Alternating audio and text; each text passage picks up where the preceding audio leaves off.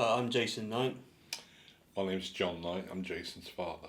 On the 6th of April, I was going out to do a gutter job and a window job. I'd done the gutters, I moved on to cleaning the windows. On the very last window, I can remember coming off the window, bringing my pole down, and then waking up. I'm very confused, not knowing who I was, where I was, what I was doing. So I tried to sit up, and it took me about 10 minutes to realise, to jog my memory on what I was doing. And I could see my water-fed pole brush in front of me, and I realised that I was cleaning windows. So, as you can imagine, very confused. I tried to stand up, but I fell straight back down again.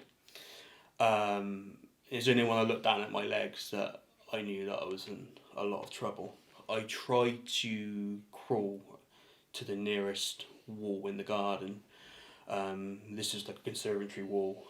I sat there and I sort of tried to sort of work out what happened, and at this time I didn't have a clue. It's only when I looked down to my hand I realised that my hand was black. I couldn't move it. It was like that. Couldn't move it at all. Couldn't feel it. Very drowsy, and I can distinctly remember looking at a plant in the garden, thinking I was gonna die. I had all these thoughts going through my head. Your family and stuff like that. And then the customer come out and she saw me. I can remember her saying to me, do you need an ambulance? And I must have just mumbled yes. I can remember the paramedics waking me up, and they were cutting the clothes off with me at the time to see, how much damage and injury I had, and they were trying to work out what had happened. And I can remember asking me a question: did I use any chemicals on the van? Because they could notice that I had burns on my face. Obviously, my hand was burnt. And my shoes had been blown off, and my toes were burnt. And they looked up and they realised that I got electrocuted. I got electrocuted by 33,000 volts. They instantly called air ambulance. By now they'd put me to sleep basically. When I come back round, I was being trolleyed down to theatre. I had my wife next to me, and I had my dad next to me, and I can remember looking up to my dad and saying, I'm still very confused at this time, but I said to him, I'm going to be okay, and my dad said, you're going to be okay, son.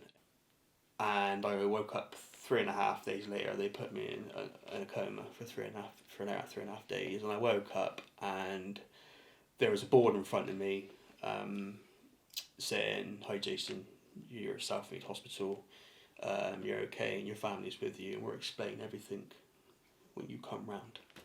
Unfortunately I've lost my hand, part of my arm as well, due to obviously the electrocution.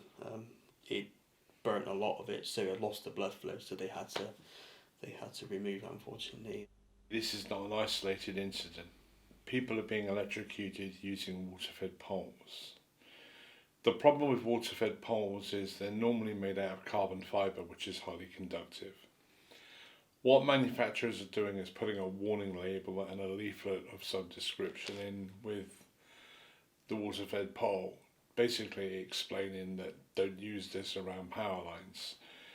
The common problem, not only in this country but all around the world, is people are extending the poles, doing the job, and then they're coming in close contact. They don't have to touch the cable. Everyone seems to think that these conductors, you have to touch them.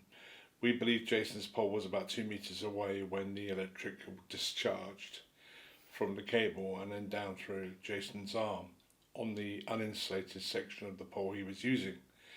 I know from the surgeon that if the second section of the pole that Jason was using had been insulated, then this incident wouldn't have happened.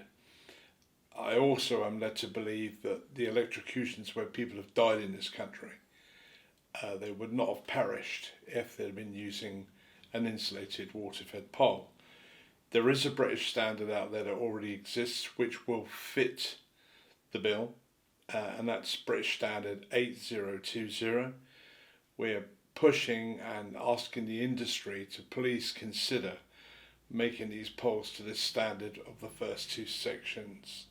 Jason's a lucky one, he's alive. And we're hoping that taking the story, educating people as much as we can, spreading the word that these type of power cables using these poles can jump.